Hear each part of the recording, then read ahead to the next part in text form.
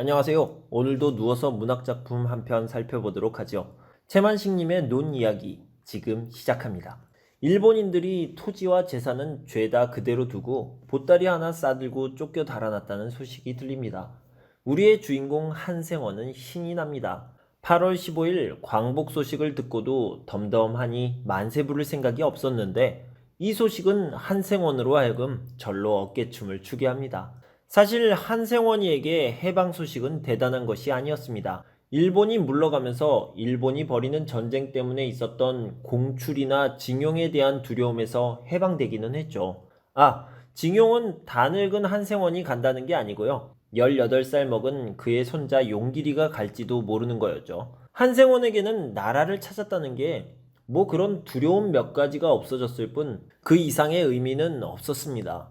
일본이 조선을 먹든 다시 조선을 뱉어내든 땅 잃고 소작농으로 살아가는 한생원의 삶에는 큰 변화가 없습니다. 일본 관리가 다스리든 조선 관리가 다스리든 소작농은 뼈 빠지게 농사지어 도지 내고 나면 굶고 살아야 하니까요. 한생원이 나라에 대해 이렇게 생각하는 데는 개인적인 이유도 있습니다. 한생원의 아버지가 덜 입고 덜 먹으며 한 푼 한 푼 모은 돈으로 산 논 20마지기가 있었는데요.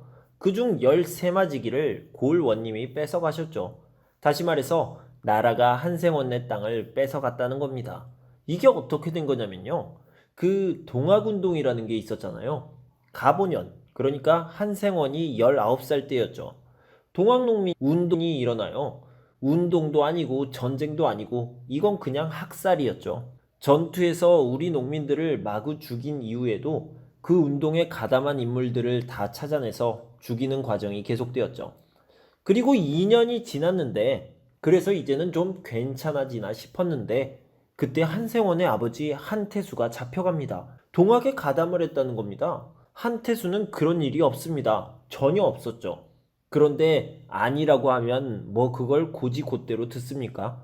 그냥 잡아다가 문초를 하는 거죠. 살이 으깨지고 뼈가 으스러지도록 주리를 틀면서 잘못을 인정하고 동료의 성명을 불라고 하는 거죠.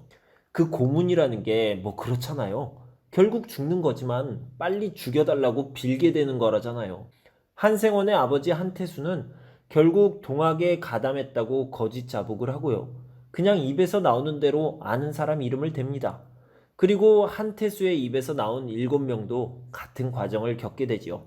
이제 자복도 했고 동료들도 다 일러 바쳤으니 처형만 기다리면 됩니다. 그런데 이방이란 작자가 한생원과 한생원의 어머니를 불러다가 한생원의 아버지 한태수를 살릴 방법이 있다고 합니다. 논문서를 가져와서 사또께 바치면 된다는 거죠. 결국 바쳤죠. 사람을 살려야 하니까요. 그렇게 땅을 빼앗겼습니다. 그 후에 나라가 일본과 합방이 되면서 망했죠. 그때 허생원은 잘된 일이라며 시원해했습니다. 허생원은 조선에도 살아보고 일본의 통치 아래서도 살아봤는데 그게 그거였다고 합니다. 결국 해방인지 독립인지가 되어도 뭐 딱히 달라질 것이 없다는 게 그의 결론이죠. 한생원의 이름은 한덕문이에요. 지금부터는 한덕문이라고 할게요. 소설에서도 이쯤부터 한생원이 아니라 한덕문이라고 나옵니다. 한덕문은 아버지와 달리 마냥 성실한 사람은 아니었어요. 좀 해픈 편이었고요. 술과 노름을 좋아해서 어느새 갚기 힘들 만큼의 빚이 쌓이게 되죠. 그때 1인 길천이가 좋은 값에 논을 사들인다는 얘기를 듣게 됩니다. 남들보다 2배는 준다는 거예요. 한덕문은 그 일본 놈에게 땅을 팔기로 결심했죠. 땅을 팔러 나선 한덕문이 가는 길에 전주집에 들러요. 그리고 넌지시 물어보죠. 소문이 사실인지 확인하는 거죠. 진짜 후한값을 주는지도 확인했고요. 그때 1인 길천이가 주막에 말을 타고 들어오죠. 나쁜 사람을 잡으러 갔다 왔다는 거예요.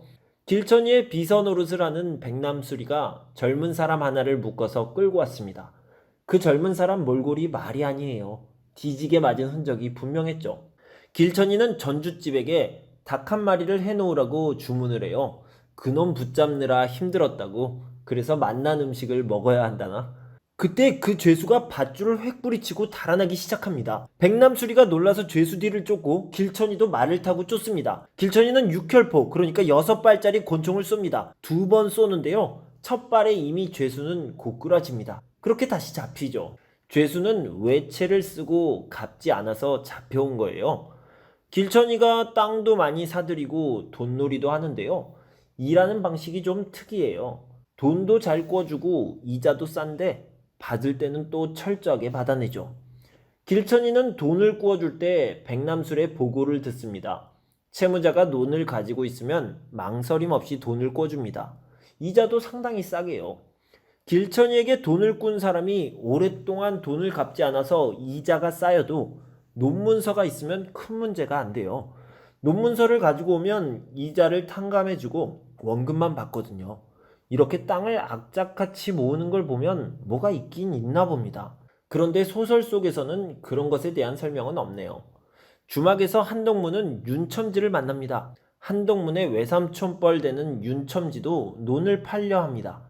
윤첨지는 자기 논 옆으로 기찻길이 놓이는데 그렇게 되면 논의 벼가 제대로 자라지 못한다는 소리를 들었다는 거예요. 그래서 헐값에라도 팔려 했는데 마침 길천이가 좋은 값을 쳐준다 해서 그쪽에 팔겠다는 겁니다. 이거 뭔가 냄새가 나지 않나요? 동척 냄새가 나네요. 지금 이 시점이 1911년이고 동척 설립은 1908년이니까 맞는 것 같아요. 우리 현동문에게는 다 계획이 있었죠. 길천이에게 논을 140냥에 팔아서 신냥의 빚을 갚는 거였죠. 여기까지는 현동문의 계획대로 됩니다. 길천이에게 논을 팔고 140냥 받고 50냥 갚고 90냥 남고 여기까지는 문제가 없었다고요. 그런데 그 이후의 계획, 남은 90냥으로 9마지기의 논을 사려 했던 계획은 무산되었어요. 당연하죠. 9마지기를 길천이에게 팔면 마지기당 20단냥에 팔 수 있는데 누가 그걸 현동문에게 마지기당 10냥에 팔겠습니까? 이렇게 논을 팔아먹고 다시 사지 못했으니 사람들 입에 오르내릴 수밖에요. 사람들은 현동문이 논을 판 것에 대해서 어리석다는 생각을 합니다. 도대체 생각이 있냐 이거죠. 아무리 돈이 아쉽기로서니 삶의 터전인 땅을 판다는 게 말이 되느냐 이거죠. 이에 현동문은 언젠가 일본인들이 이 땅에서 쫓겨나면 결국 자기 땅을 되찾을 거라는 논리를 펼치죠. 말 같지도 않은 소리고요. 자기 스스로도 그에 대한 확신이 있는 건 아닌데 그냥 민망함을 감추기 위한 변명거리 정도로 찾아둔 말이었죠. 이제 이러한 사실이 그 동네 속담으로 자리 잡게 됩니다. 사람들이 어떤 엉뚱한 계획을 세우거나 허황된 꿈을 꾸게 되면 한동문이 길천이게다 논 팔아먹던 데 낫구나 라고 말하는 거죠. 이 속담이 무려 34년간 굳게 자리를 지킵니다. 1945년 8월 14일까지 말이죠. 8월 15일 해방이 되고 며칠 후 1인들이 재산을 죄다 놓고 쫓겨난다는 소식이 들리자 그 속담은 이제 빛을 잃게 됩니다. 한동문의 그 허황된 바람이 현실이 되어가고 있으니까 말이죠. 한동문은 곧 자기 땅을 찾게 될 거라고, 아니 이미 자기 것으로 돌아왔다고 그렇게 확신을 하고 있죠. 한동문은 송생원과 행복한 한때를 보냅니다. 송생원에게 8월 15일에 못 불렀던 독립만세를 한번 부르는 게 어떠냐고 제안을 했다가 그냥 술이나 한잔하러 가게 되지요. 술을 거나하게 한 잔 들이킨 두 사람은 이제 한동문이 다시 찾은 논을 보러 가기로 합니다. 한동문은 마냥 행복해합니다. 술값까짓 논 팔아서 내면 되는 거고 그 논은 30대퇴가 지나면 다시 내 것으로 돌아온다. 뭐 이런 농담을 하기도 합니다. 그때 한 젊은 동네 사람이 와서 매갓 소식을 전합니다. 매갓은 말림갓으로 농사는 짓지 못하고 나무나 심을 수 있는 땅을 말하죠. 이 매갓은 원래 한동문 소유였는데 길천이에게 논을 판 지 얼마 되지 않아 이 매갓도 길천이에게 좋은 값으로 팔았던 거죠. 근데 그 매갓의 나무를 읍내 사람 영남이가 베고 있다는 거예요. 나무 베는 걸 거들어주는 조건으로 벤 나무는 가져다가 땔감으로 쓸 수 있게 해주니까 손자 용길이가 집에 있으면 보내라는 거였죠. 한동문은 속이 뒤집힙니다. 한동문의 논리대로라면 그 매간 역시 한동문의 소유로 돌아와야 하는 것인데 엉뚱하게 영남이라는 읍내 사람에게 그 소유가 넘어간 거잖아요. 화가 머리끝까지 난 한동문은 급히 벌목 현장으로 갑니다. 매갓에 도착한 현동문은 이놈 불안당놈 해가면서 다짜고짜 화를 냅니다. 영남이도 고분고분하지는 않습니다. 늙은이가 환장을 했다며 오히려 윽박을 지르죠. 조선이 독립되었기 때문에 길천이 것이 다시 한덕문 소유로 돌아와야 한다는 것이 한덕문 피셜이죠. 강태식이가 길천이에게 위임장을 받았고 다시 그 강태식이에게 돈을 주고 그 땅을 산 사람에게 소유권이 있다는 게 영남이 피셜이고요. 8.15 직후에 일본인 재산을 부당하게 처분해서 떼돈을 번 사람이 꽤 있었죠.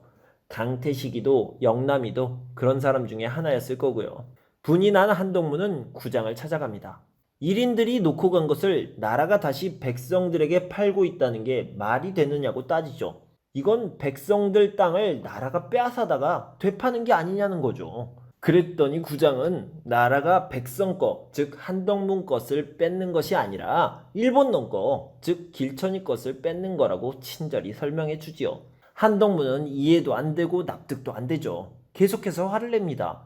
한덕문이 보기엔 그냥 나라가 자기 땅을 뺏어서 남에게 돈 받고 파는 거죠. 한덕문은 백성한테 해주는 것도 없는 나라가 이제 백성 땅을 빼앗아 간다고 원망하죠. 그리고 독립이 되었을 때 만세 부르러 나가지 않기를 잘했다는 말을 남겨요. 소설은 이렇게 끝납니다. 참 뭐라 해야 할까요? 한덕문의 생각은 어리석기 짝이 없고 그래서 너무 딱하고요. 그리고 약삭빠르게 움직여 이득을 챙긴 이들이 너무 못됐다는 생각도 들고 나라란 게 뭔지 이런 생각도 해보고요. 참 읽고 나면 마음이 심란해지는 이 소설. 이 소설은 1946년 해방문학 선집을 통해 발표되었습니다. 감사합니다.